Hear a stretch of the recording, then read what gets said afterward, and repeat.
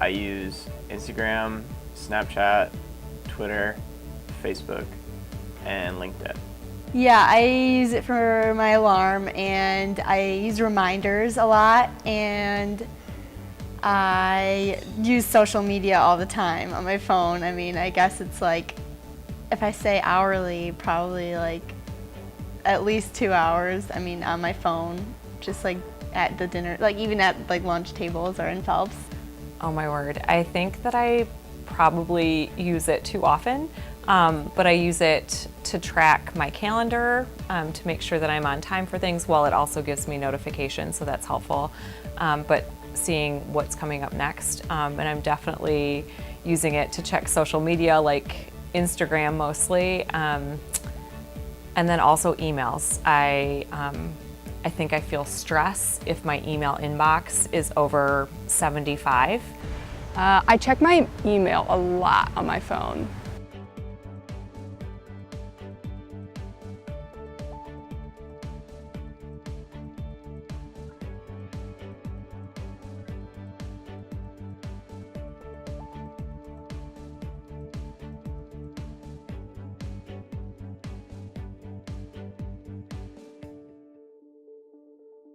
I actually specifically remember I was out to breakfast with a friend, and at the table next to us there was a man and a woman, and he had like a game up propped on his phone, like behind the napkins or whatever, and he was like playing, and she was trying to talk to him, and he was like half talking to her and then being distracted. So like, I feel like things like that happen far more than we realize, or you'll feel a text while you're talking to a friend and kind of stop the conversation to like look and be like, oh, sorry.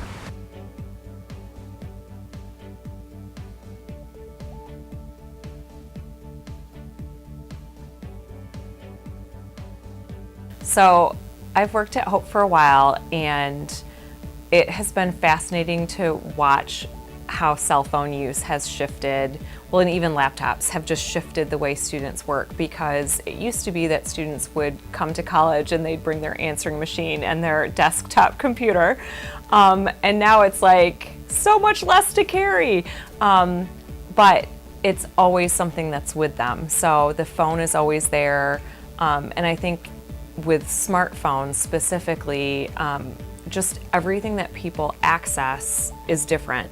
And I think on the one hand, it makes life easier, and people are like better connected, but on the other hand, I think that it can lead to maybe some not as positive effects, like you're interacting with your phone instead of a human being, and maybe that's a value I have, but I think being with people is important. So, and developing skills to be able to communicate person to person as opposed to person to phone, I think is important too.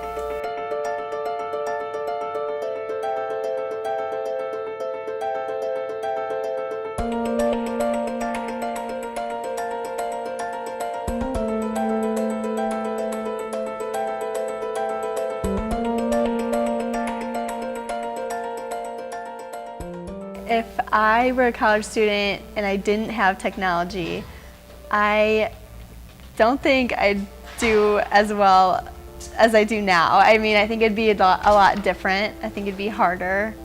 It might be a different way of learning. It might just take a while, but I think it'd be good. I don't know, it might be harder. That's the only thing. The learning style, learning environment would be a lot different. I think people would be more attentive in class and more like willing to like listen to professors, because they wouldn't be able to look up the answers afterwards.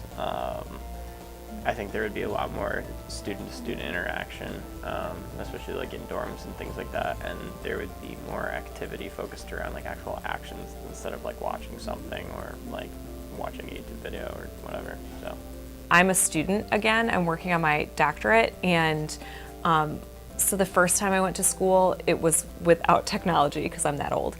And now my cohort, the people that I'm in school with, rely on GroupMe as a format for communicating and connecting.